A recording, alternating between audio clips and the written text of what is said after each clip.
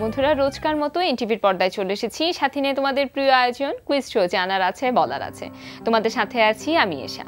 বন্ধুরা, আজকের আয়োজনের শুরুতেই তোমাদেরকে জানাবো বিশ্বের প্রথম ছবি সম্পর্কে। এ পর্যন্ত পাওয়া বিশ্বের সবচেয়ে পুরনো ছবি এটি। লা গ্লাসের জানালা দিয়ে তাকিয়ে শিরোনামের এই ছবিটি তোলা হয়েছে 1826 সালে। ফ্রান্সের উদ্ভাবক ও ফটোগ্রাফার নিসেফরি নাইপি ফ্রান্সের সেন্ট লুক ডি ভেরেনাসের লা গ্রাস কাউন্টি স্টেটে বসে ছবিটি তুলেছিলেন। ছবিটি তোলার জন্য ফটোগ্রাফার নিজের হাতে বানানো অবসিকিউর ফোকাস ক্যামেরা ব্যবহার করেছিলেন। 8x10 ইঞ্চির একটি প্লেটে ছবিটি ধারণ করেছিলেন তিনি।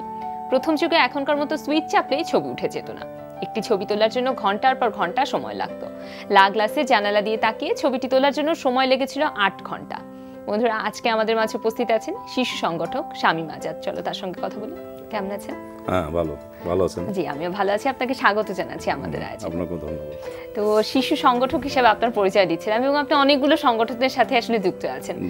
তো আমি শুরুতেই কথা বলতে চাই আপনার যে সংগঠন সোনালী শিশু থিয়েটার, সেই প্রসঙ্গে। তো ছোটদের নিয়ে থিয়েটার করার চিন্তা ভাবনাটা কিভাবে এলো? কোন উদ্দেশ্য বা কোন চিন্তা থেকে আপনি শিশু থিয়েটারে যাত্রা শুরু করেছিলেন? আসলে আমরা বড়দেরকে নিয়েই থিয়েটার করতাম। 1987 সালে আমরা বড়দের থিয়েটার সোনালী নাট্যগোষ্ঠীর আমরা প্রতিষ্ঠা করি এবং তারপর থেকে আমাদের কাছে মনে হয়েছে, আমার কাছে বিশেষ করে মনে হয়েছিল যে শিশুদের কিছু করা দরকার, শিশুদের জন্য কিছু, তাদের তো বিনোদনের একটা ব্যাপার থাকেই এবং শিশুরা সেই মুহূর্তে যে শিশুরা নাটক করবে এই ধরনের আমাদের গ্রামে বা এই এলাকাগুলোতে দিনাজপুরে এই ধরনের কোনো একটা ছিল না। তখন চিন্তা ভাবনা করলাম যে আমার যে পরিচালনা পর্ষদ যারা আছে তাদেরকে নিয়ে আলোচনা করেই যে শিশুদের জন্য কিছু করতে হবে। আর শিশুদের জন্য কিছু করতে যাই আমরা যখন কাজ শুরু করলাম তখন মনে হচ্ছে যে বড়দের চেয়ে মেধাবী শিশুরাই, অনেক মেধাবী। তখনই আমি চিন্তা করলাম যে না, এই শিশু সংগঠন এটা করতে হবে। তো 1997 সালে আমি শিশু সংগঠনটি করি, প্রতিষ্ঠা করি। হ্যাঁ, শতাবগঞ্জেই করি এবং সেখান থেকে শিশু সংগঠন এটাকে এটা প্রতিষ্ঠা করার পর থেকে তখন দেখলাম যে অনেক শিশুদের সাড়া পেল, অনেক গার্ডিয়ানরা আমাদের কাছে আসতেছে তাদের বাচ্চাদেরকে। কারণ একটি নাটক করতে গেলে শুধু স্ক্রিপ্ট দিয়েই হয় না, তাকে অনেক প্রতিভা রাখতে হয়। যেমন গান জানতে হবে, তাকে আবৃত্তি জানতে হবে, শুদ্ধ উচ্চারণগুলো অনেকগুলো জানতে হবে। তারপর হচ্ছে অনেক শরীরের কাজ আছে, ব্যায়ামের অনেকগুলো ব্যাপার আছে। নানান দিক চিন্তা ভাবনা করে যে একটা শিশুকে সুস্থ রাখতে হলে তার বিনোদনের মাধ্যমে তাকে ফ্রেশ এবং মানসিকভাবে তাকে সুস্থ রাখতে গেলে আমাদের শিশুদের এই সব কাজগুলো করা দরকার। অবশ্যই সংস্কৃতি চর্চা, মানসিক বিকাশ অনেক বড়। তো সেই চিন্তা থেকেই তো সোনালী শিশু থিয়েটারের যাত্রা শুরু। তো এখন পর্যন্ত তো চলছে। আপনাদের কার্যক্রম সম্পর্কে একটু আমি পরিপূর্ণ ধারণা পেতে যাচ্ছি যে আপনারা কিভাবে, বাৎসরিক কোনো কার্যক্রম থাকছে কিনা বা আপনাদের কোর্স কোনো সিস্টেম আছে কিনা? না, বাৎসরিক না, আমরা কর্মশালা, এটা তো বাৎসরিক তো টোটাল একটা শিডিউল থাকে, যে জাতীয় এবং আমাদের আন্তর্জাতিক পর্যায়ে শিডিউল থাকে। বিভিন্ন উৎসবগুলোর সঙ্গে আমরা পার্টিসিপেট করি এবং কার্যক্রম এভাবেই চলে। আমাদের কর্মশালা আছে, সেমিনার হয় বাচ্চাদেরকে নিয়ে অনেক মজার আয়োজন করি, যে বাচ্চারা যেখানে শুধু হাসবে সেই ধরনের করি।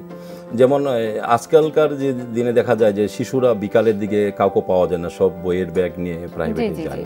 এটা আমার একটা আন্দোলন। আমি বলছি নো, বিকালটা শিশুদের, এই বিকালটা শিশুদের। একটা শিশু বিকালে যদি সে কাজ খেলাধুলা করে তার শারীরিক, মন এবং মানসিক সব দিক দিয়ে সুস্থ থাকতে পারে একটা শিশু।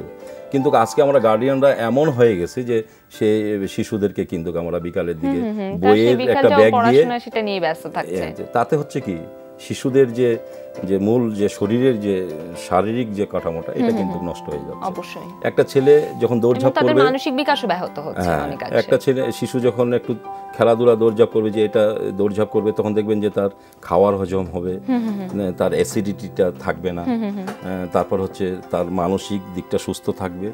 সে যখন বইয়ের টেবিলে যাবে সে লেখাপড়াও কিন্তু সুন্দরভাবে করবে এবং খাওয়ার রুচি আসবে এবং তার ঘুমটাও সুস্থ থাকবে। এই যে জিনিসগুলো, এটা কিন্তু এখন আমাদের দিনের দিন গার্ডিয়ানরা এমনভাবে শিশুদের উপরে চাপ সৃষ্টি এবং প্রেশার দিচ্ছে যে সেই শিশুরা কিন্তু এই বিকালটা তাদের কাছে কোনো কিছুই না, সকাল থেকে দৈনন্দিন রুটিনটা একটা অন্যরকম হয়ে যাচ্ছে। হ্যাঁ, অন্যরকম হয়ে যাচ্ছে। যেমন আমি মনে করি যে আমাদের বিকালটা, আমার বাবা মা যদি আমরা বিকালে মাঠে না যেতাম তাহলে কিন্তু আমাদের রাত্রেবেলা দুধ বন্ধ করে দিত। আচ্ছা, আমার মা, বিশেষ করে আমার মা, মাঠে যাও নাই তাহলে তোমার আজকে দুধ নাই, এই যে জিনিসগুলো, তো সেই জিনিসটা এখন নাই। বাচ্চাদেরকে এগুলো খাওয়াচ্ছে, এইটা খাওয়া সেটা খাওয়া, কিন্তু না, তাদের যে একটা নিজস্ব একটা যে বিকালটা যা তার একটা শিশুর, সেটা কিন্তু বর্তমানে এটা হচ্ছে না। এগুলাই অনেক রকমের চিন্তা ভাবনা করে গার্ডিয়ানদেরকে নিয়ে বসেও আমি কাজ করছি। সেই শিশুরা কিন্তু সেগুলো সম্পর্কে জানবো, তবে একজন বন্ধু অপেক্ষা করে আছে, তার সাথে একটু কথা বলে নিই। হ্যালো হ্যালো, কি বলছো? আপু আমি কেমন আছো তুমি? ভালো আছি। আপু তুমি ভালো আছো? আমিও খুব ভালো আছি। তো আপু তুমি বলো, কোন ক্লাসে পড়ছো তুমি? ক্লাস 7 এ। ক্লাস 7 এ। এখন বলো কোন বিভাগ থেকে প্রশ্ন করব? খেলার মাঠ। খেলার মাঠ, ঠিক আছে। খেলার মাঠ থেকে আমাদের বন্ধুকে প্রথম প্রশ্ন করছি। প্রথম প্রশ্নটি হচ্ছে, এবারের অস্ট্রেলিয়ান ওপেন পুরুষ এককে রানার্স আপ হয়েছেন অপশন ক রাফায়েল নাদাল, অপশন খ অ্যান্ডি মারে, অপশন গ স্তান ওয়াওরিঙ্কা। অপশন ক রাফায়েল নাদাল। অপশন ক রাফায়েল নাদাল নিলাম, এবং তোমার উত্তর একদম সঠিক। অভিনন্দন তোমাকে 500 টাকা সমমূল্যের বইয়ের জন্য। এবার দ্বিতীয় প্রশ্নে যাচ্ছি। বাংলাদেশ 50তম টেস্ট ম্যাচটি খেলেছিল কোন দলের বিপক্ষে? অপশন ক জিম্বাবুয়ে, অপশন খ ওয়েস্ট ইন্ডিজ, অপশন গ নিউজিল্যান্ড। অপশন গ নিউজিল্যান্ড। অপশন গ নিউজিল্যান্ড নিলাম, এবং তোমার উত্তর সঠিক। অভিনন্দন তোমাকে আরো 500 টাকা সমমূল্যের বইয়ের জন্য। এর পরের প্রশ্নে কি যাব? না আপু।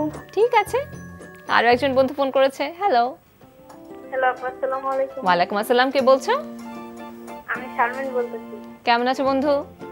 হ্যাঁ ভালো। আপনি কেমন আছো? আমিও খুব ভালো আছি। তো বন্ধু তুমি কোন ক্লাসে পড়ছো? ক্লাস 6 এ। ক্লাস 6 এ। এখন বলো কোন বিভাগ থেকে প্রশ্ন করব? জানা অজানা, ঠিক আছে। জানা অজানা থেকে তোমাকে প্রথম প্রশ্ন করছি। প্রথম প্রশ্নটি হচ্ছে, এভারেস্টে আরোহণকারীকে নেপাল সরকারের কাছ থেকে কত মূল্যের পারমিট সংগ্রহ করতে হয়? অপশন ক $25,000, অপশন খ $30,000, অপশন গ $35,000। অপশন ক। পুরো অপশনটি বলতে হবে। $25,000। অপশন ক $25,000 নিলাম, এবং তোমার উত্তর একদম সঠিক। অভিনন্দন তোমাকে 5 টাকা সমমূল্যের বইয়ের জন্য। এবার দ্বিতীয় প্রশ্নে যাচ্ছি। বাংলাদেশ ভিত্তিক দক্ষিণ এশিয়ার আন্তঃসরকারীয় সংগঠন সিড্যাপের কাজ কি? অপশন ক বাণিজ্য উন্নয়ন, অপশন খ গ্রাম উন্নয়ন, অপশন গ শিল্প উন্নয়ন। শিল্প উন্নয়ন। অপশন গ শিল্প উন্নয়ন নিলাম, কিন্তু উত্তরটি হলো না। সঠিক উত্তর ছিল অপশন খ গ্রাম উন্নয়ন। এটি 1979 সালে প্রতিষ্ঠিত হয়। বর্তমানে সদস্য সংখ্যা 15। আবার আপনার কাছে ফিরছি। আমরা কথা বলছিলাম সোনালী শিশু থিয়েটার, সেটি নিয়ে। এখন আমি জানতে চাচ্ছি যে আপনাদের এই সংগঠনের সাথে বর্তমানে কতজন শিশু যুক্ত আছে? বর্তমানে এই সংগঠনের সঙ্গে প্রায় 65 হতে 70 জন আচ্ছা শিশু আছে। এটা সংখ্যা যদি অ্যাকুরেট সংখ্যা বলি তাহলে 100 জনের উপরে। আচ্ছা আচ্ছা। কিন্তু কথা হচ্ছে রেগুলারিটি আছে, এটা একটু কমেই যায়। অনেক গার্ডিয়ানরা আবার চাপ সৃষ্টি করে যে লেখাপড়ার দিকে যাও। জি জি জি। তো সেই কারণে অনেকেই হয়তো চলে যাচ্ছে। আপনাদের কি নিয়মিত প্রযোজনা থাকছে? নিয়মিত প্রযোজনা থাকতেছে, এবং নিয়মিত প্রযোজনা না থাকলে তো আপনার জাতীয় উৎসবে অংশগ্রহণ করা সম্ভব না। এটাই হচ্ছে ব্যাপার। আর শিশু সংগঠন নিয়ে আমি যেটা কাজ করছি, যে এটা অনেক সাড়া পেয়েছি আমি জাতীয় এবং আন্তর্জাতিক পর্যায়ে, এবং সারা বাংলাদেশে 365টা দল বাংলাদেশ পিপলস থিয়েটার অ্যাসোসিয়েশনের আন্ডারে আছে, যেটা আসলে আমাদের শিশু বন্ধু কিন্তু লিয়াকত আলী লাকি ভাই। হ্যাঁ, তো ওনার কাছে আমরা কাজগুলো শিখছি, এবং শিশুদেরকে কীভাবে ভালোবাসতে হয়, শিশুদের কীভাবে যত্ন নিতে হয়, শিশুদেরকে কীভাবে বিনোদনের মাধ্যমে শিক্ষা সংস্কৃতি চর্চা এইসব জিনিসগুলো নিয়ে আমাদেরকে এই করছে। এই জন্য তাকে আমরা শিশু বন্ধু বলতাম। এখন আমার এলাকায় আমাকে শিশু বন্ধু বলে। চমৎকার, এটি অবশ্যই আপনার জন্য অনেক বড় একটি অর্জন এবং সংগঠক হিসেবেও অনেক বড় একটি পা। বলছিলাম আপনার যে সংগঠন দিনাজপুরে অবস্থিত যেটি সোনালী শিশু থিয়েটার, সেটি সম্পর্কে তো কথা প্রসঙ্গে এসেছিল যে আপনি অনেকগুলো আন্তর্জাতিক ট্যুর দিয়েছেন এবং যে বিভিন্ন উৎসব এনসেম্বলেও অংশ নিয়েছেন। তো তার মধ্যে অনেক বড় একটি অর্জন ছিল আমাদের জন্য, যেটি ছিল হচ্ছে ওয়ার্ল্ড চিলড্রেন্স থিয়েটার এনসেম্বল 2010 সালে, যেটি লন্ডনে অনুষ্ঠিত হয়েছিল। তো সেটি সম্পর্কে একটু জানতে চাইছি আপনার কাছে। আচ্ছা, পিপলস থিয়েটার অ্যাসোসিয়েশন কর্তৃক এটা আর কি, যেটা লিয়াকত আলী লাকি ভাই এটা পরিচালনা করে। তো যেহেতু পিপলস থিয়েটার অ্যাসোসিয়েশনের সঙ্গে আমাদের সোনালী শিশু থিয়েটার, মানে দিনাজপুর না, সোনালী শিশু থিয়েটার শেতাবগঞ্জ দিনাজপুর, আচ্ছা হ্যাঁ, তো এটার সঙ্গে আমরা জড়িত। সেই তো আমাকে খবর দেওয়া, আমার কাছে চিঠি আসলো যে সোনালী শিশু থিয়েটার থেকে একজন এবং সাঁওতালি শিশু থিয়েটার থেকে একজন, আর অন্যান্য পিপলস থিয়েটারের বাকি সব সদস্যরা মিলে লন্ডন এনসেম্বলে, চিলড্রেন থিয়েটার এনসেম্বলে যাবে এবং আমাকে টিম ম্যানেজারের দায়িত্ব পালন করতে হবে। তো ঠিক আমরা 17 সেপ্টেম্বর আমরা এখান থেকে রওনা দিই, 27 সেপ্টেম্বর পর্যন্ত এনসেম্বলটা চলে। তো রয়্যাল আলবার্ট, তো রয়্যাল আলবার্টে এটা শোনার পরে আমার মনে হচ্ছে যে জীবনের অনেকটা অর্জন আমি হয়।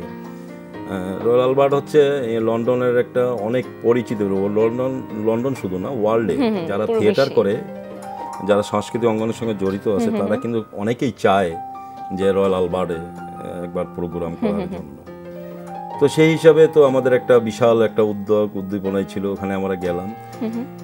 35টি দেশ ওখানে অংশগ্রহণ করেছিল। 10 বছর অন্তর অন্তর এই প্রোগ্রামটি হয়। কতজন শিশু কিশোর ছিল 35টি দেশে? 35 প্রায় 1000 শিশুদেরকে নিয়েই।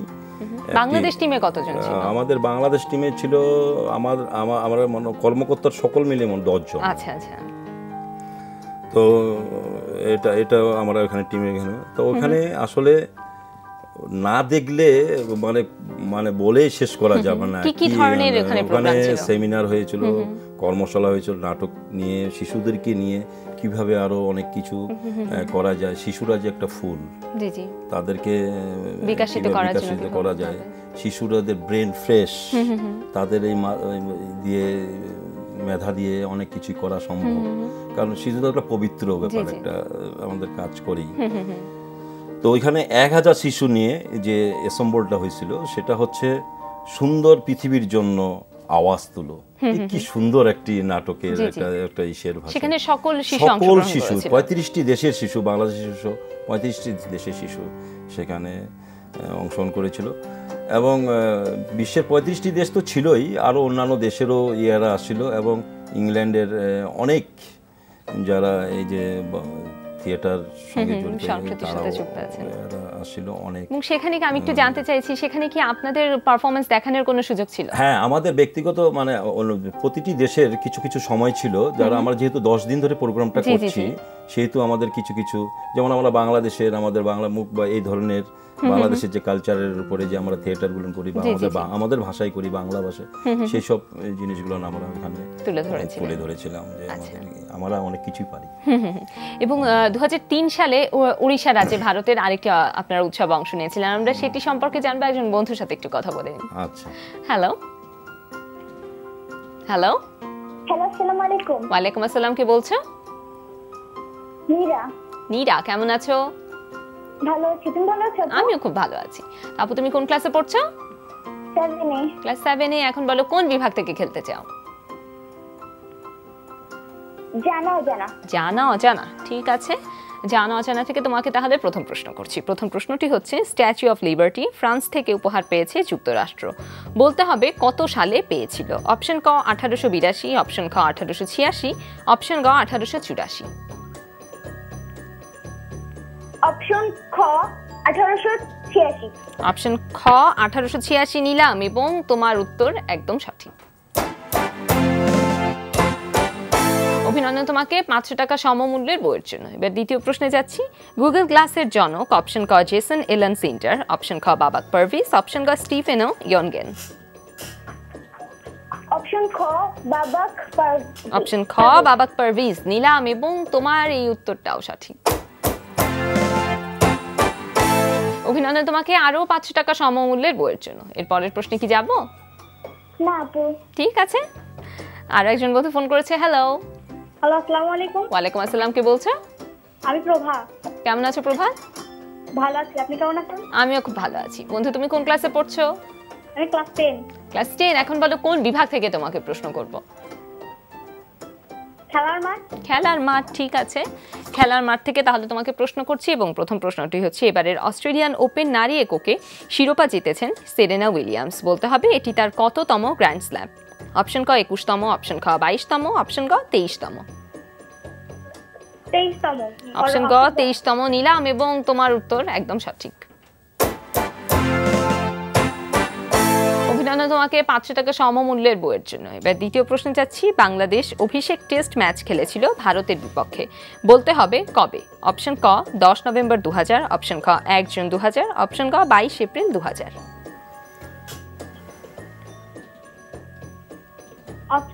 অপশন ক 10 নভেম্বর 2000। অপশন ক 10 নভেম্বর 2000 সালে এবং তোমার উত্তর আবারও সঠিক। অভিনন্দন তোমাকে আরো 500 টাকা সমমূল্যের বইয়ের জন্য। এর পরের প্রশ্নে কি যাব? জি। ঠিক আছে, পরের প্রশ্নটি করছি। টেস্ট ক্রিকেটে সবচেয়ে বেশি ডিসমিসাল কার? অপশন ক ইয়ান হিলি, অপশন খ অ্যাডাম গিলক্রিস্ট, অপশন গ মার্ক বাউচার। নিজে নিজে বলতে হবে। জি। অপশন গ মার্ক বাউচার। অপশন গ মার্ক বাউচার নিলাম এবং তোমার এই উত্তরটাও আবারও সঠিক। অভিনন্দন তোমাকে মোট 2000 টাকা সমমূল্যের বইয়ের জন্য এবং সেই সাথে আজকের মতো জানা জানা এবং খেলার মাঠ দুটো বিভাগই শেষ হয়ে গেল। আবার আপনার কাছে ফিরছি। আমি বলছিলাম যে 2003 সালে ভারতের উড়িষ্যা রাজ্যে একটি উৎসবে আপনারা অংশ নিয়েছিলেন, সেটিও সোনালী শিশু থিয়েটারের পক্ষ থেকে। তো সেটি সম্পর্কে একটু জানতে চাইছি। উড়িষ্যা রাজ্যে উৎকল ইয়াবা সাংস্কৃতিক সংঘ এটা আয়োজন করে। ইন্টারন্যাশনাল থিয়েটার উৎসব ছিল। এটার মুখ্য যে দায়িত্ব পালন করেন সেটা হচ্ছে কার্তিক চন্দ্র রথ। তো উনি প্রতি বছরই আয়োজনটা করে জুনের দিকে, জুন জুলাইয়ের মধ্যে করে। তো আমাদেরকে পিপলস থিয়েটারেই আমন্ত্রণ করলো যে একটা প্রোগ্রামে আপনাদেরকে যেতে হবে এবং এটা আপনাদের যে গোপীগান বাঘাবাইন নাটকটা আছে খুব শক্তিশালী নাটক, এই নাটকটাই যাবে এখানে। সোনালী শিশু থিয়েটারকে ওখানে যাচ্ছে এবং সেখানে আপনি টিম ম্যানেজারের দায়িত্ব পালন করি। এবং আপনি মানে আপনাকে বোঝাতে পারবো না যে আমার শিশুরা যে এত সুন্দর, এত একটা হার্ড নাটক, এত শক্তিশালী একটা নাটক, গোপীগান বাঘাবাইন একটা সিনেমার থেকে নাটকটা যেটা করলো। এবং আমাদের বাচ্চারা ওখানে, আমার তো মনে হয় যে মুহুমুহু তালের মধ্যে আমরা সেম সাড়া পেয়েছিলাম। এবং আমাদের যে ওখানে যে মানে অতিথি পরায়ণতার যে ব্যাপারটা ছিল সেটা কিন্তু নাটক হওয়ার পরেই তারপর আমাদের কাছে অনেক ইয়ে আসে আর কি, ছোটদের নিয়ে এত অসাধারণ কি পরিবেশনা। এবং ওখানে অল ইন্ডিয়া রেডিও, এখানকার বিভিন্ন চ্যানেল মিডিয়া সব আসে আমার কাছে সাক্ষাৎ করতে, কিভাবে সম্ভব এই বাচ্চাদেরকে নিয়ে কাজ করা। তবে ওই বাচ্চারা কিন্তু আজকে ঢাকায় অনেক বড় বড় জায়গায় কাজ করতেছে, অনেক বড় বড় জায়গায় কাজ করতেছে। আসলে তাদের এই যে সাংগঠনিক যে কাজগুলো করে যে তারা অভিজ্ঞতাটা অর্জন করছে, এটি তাদের জীবনে অনেক সাহায্য করছে। সাথে নিয়ে কুইজ শো জানার আছে বলার আছে। তোমাদের সাথে আছি আমি এসে, এবং কথা হচ্ছিল আমাদের আজকের অতিথি শিশু সংগঠক শামীম আজাদের সঙ্গে। আমরা আরো কথা বলবো, তবে এই মুহূর্তে একজন বন্ধু ফোন করেছে ছবির গ্যালারি খেলার জন্য, তার সঙ্গে কথা বলে নিই। হ্যালো। আসসালামু আলাইকুম আপু। ওয়ালাইকুম আসসালাম, কে বলছো? আমি আনিস। আনিস, কেমন আছো তুমি? ভালো আছি, আপনি ভালো আছেন? আমিও খুব ভালো আছি। বন্ধু তুমি কোন ক্লাসে পড়ছো? ক্লাস 7। ক্লাস 7, ঠিক আছে। এখন স্ক্রিনে দেখানো ছবিটি দেখো আর আমার প্রশ্নের উত্তর দাও। তোমার জন্য থাকছে ছবির গ্যালারি। প্রশ্নটি হচ্ছে অস্ট্রেলিয়ার এই স্পিন বোলারের নাম বলো। অপশন ক স্টিভ ওকিফ, অপশন খ নিক ম্যাডিনসন, অপশন ক নাথান লায়ন। ছটপট বলতে হবে। Steve O'Keeffe. অপশন ক স্টিভ ওকিফ নিলাম, কিন্তু উত্তরটি হলো না। সঠিক উত্তর ছিল অপশন গ নাথান লায়ন। জানা হয়ে গেল। আরো একজন বন্ধু ফোন করেছে। হ্যালো। আপু আসসালামু আলাইকুম। ওয়ালাইকুম আসসালাম, কে বলছো? আপু আমি আকিব। কেমন আছো? ভালো আছি, আপনি কেমন আছেন? আমিও খুব ভালো আছি। ভাইয়া তুমি কোন ক্লাসে পড়ছো? ক্লাস 7 এ। ক্লাস 7 এ। এখন বলো কোন বিভাগ থেকে প্রশ্ন করব? Everyday English. এভরিডে ইংলিশ, ঠিক আছে। এভরিডে ইংলিশ থেকে তোমাকে প্রথম প্রশ্ন করছি। প্রথম প্রশ্নটি হচ্ছে, what is related to few as ordinary is related to exceptional? Option A some, option be more, option C many. আপু শুনে সাম। অপশন এ সাম নিলাম, কিন্তু উত্তরটি হলো না। সঠিক উত্তর ছিল অপশন সি মেনি। আবার আপনার কাছে ফিরছি। আমরা তো আপনার কাছে শুনছিলাম যে আপনাদের যে সোনালী শিশু থিয়েটার সেতাবগঞ্জ দিনাজপুরের যে সংগঠন সেটি সম্পর্কে, এবং আপনি 2007 সালে আরও একটি সংগঠন তৈরি করেছেন, সেটি ছিল সাঁওতালি শিশু কিশোরদের নিয়ে। সেটির কার্যক্রম সম্পর্কে একটু জানতে চাইছি। আসলে সাঁওতালি শিশুদেরকে নিয়ে কাজ করার একটি উদ্দেশ্য ছিল আমার, যে আমি দেখতাম যে সাঁওতালিদের ওখানে ওরা খুব অনাথ। ওদের বাচ্চাদেরকে আপনারা যদি নিজে দেখেন তাহলে তারা কাদা মাটির মতো এই করে, যে আমার কাছে মনে হচ্ছিল যে এদের দ্বারা কিছু করা সম্ভব। তারা খুবই বঞ্চিত সবকিছু। তো এইভাবে আমি তাদেরকে নিয়ে বসে কাজ করা যখন শুরু করলাম, তখন আমার কাছে মনে হচ্ছে যে আমার চেয়ে মেধাবী। আচ্ছা, এত সুন্দর বাংলা উচ্চারণও ওরা খুব সুন্দর করতে পারে ওদের ভাষার পাশাপাশি।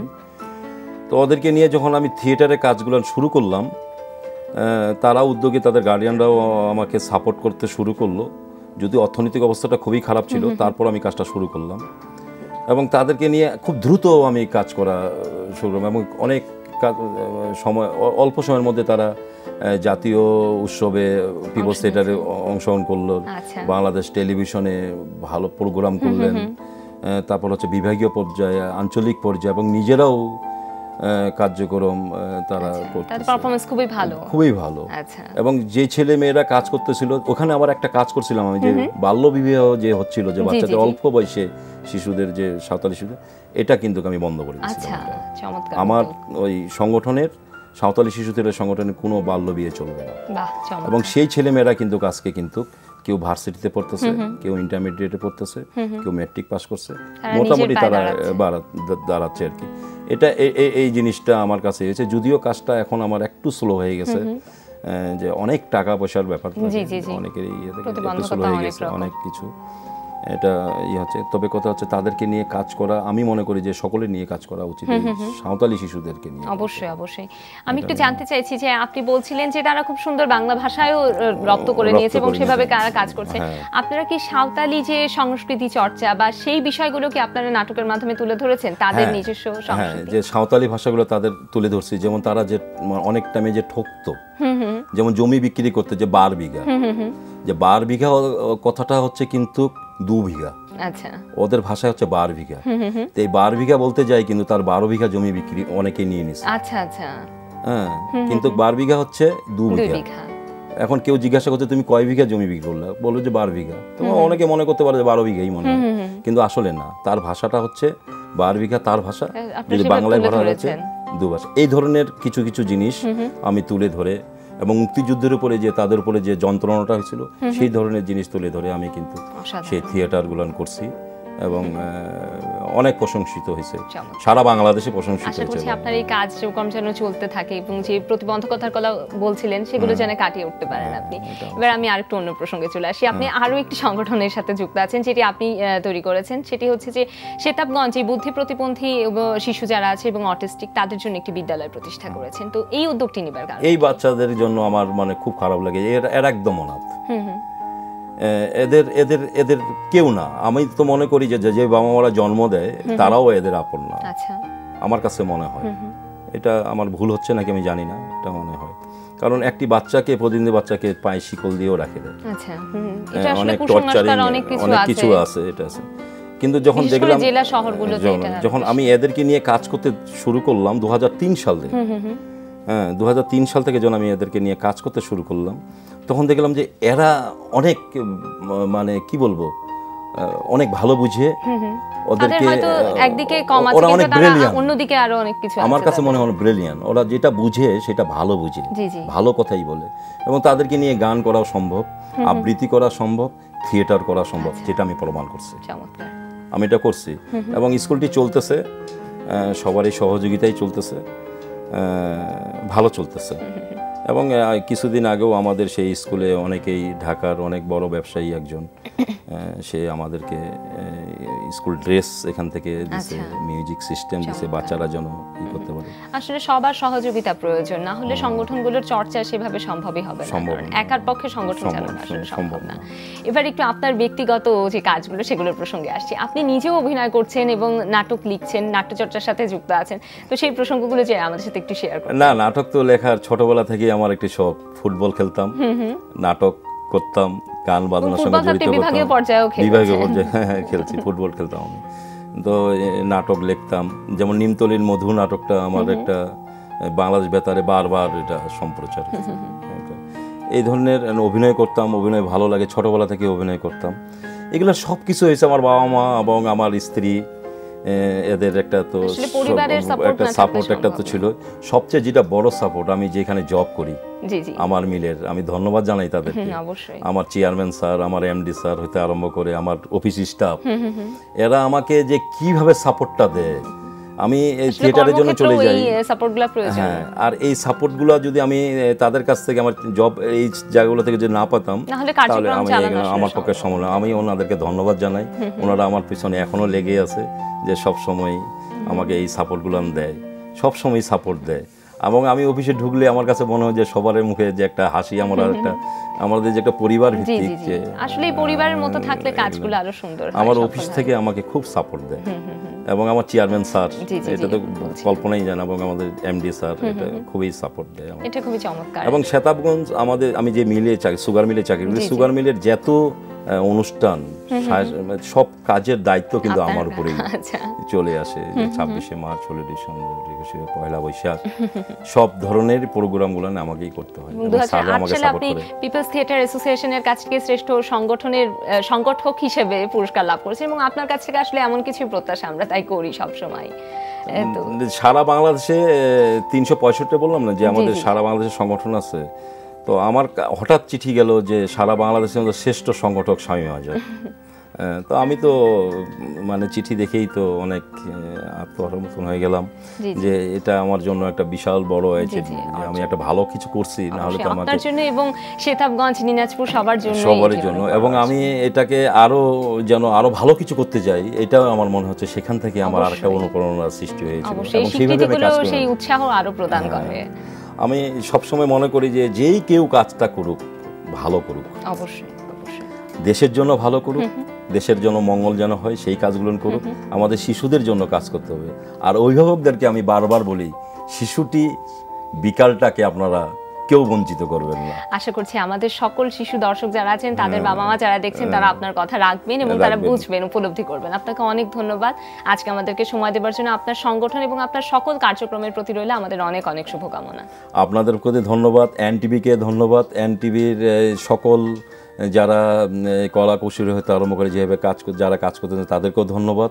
এনটিভি তো শিখরের সন্ধানে, না হলে আমি তো বাংলাদেশের শেষ প্রান্ত, বাংলাদেশের একদম শেষ প্রান্ত, দিনাজপুর জেলা বচাগঞ্জ থানা শেতাবগঞ্জে, সেখান থেকে আজকে আপনাদের এখানে আসছি। এটা তো আমি মনে করি একটা এনটিভির একটা অনেক, এনটিভির তো আর দর্শক প্রিয়তা তো এনটিভির অনেক, সবাইকে ধন্যবাদ জানাই, এনটিভির সকলকে আবারও ধন্যবাদ জানাই, আপনাকেও ধন্যবাদ সুন্দরভাবে একটা উপস্থাপনা আমার সঙ্গে করার জন্য। অনেক ধন্যবাদ। বন্ধুরা, দেখতে দেখতে আয়োজনের একদম শেষ প্রান্তে চলে এসেছি। তোমাদেরকে একটু জানিয়ে রাখতে চাইছি, আগামী সপ্তাহ থেকে জানা অজানা বিভাগের পরিবর্তে তোমাদের জন্য থাকছে বাংলার মুখ। তোমরা প্রস্তুতি নিতে থাকো, এবং সেই সাথে তোমাদেরকে আবার মনে করে দিচ্ছি, বিশ্বের যে কোনো প্রান্ত থেকে যে কোনো সময় এনটিভিতে সম্প্রচারিত সংবাদ, অন্যান্য সকল অনুষ্ঠান উপভোগ করতে ভিজিট করো আমাদের পূর্ণাঙ্গ ওয়েব পোর্টাল www.ntvbd.com। সবার জীবন সুন্দর হোক এই কামনায় শেষ করছি আমাদের আজকের আয়োজন।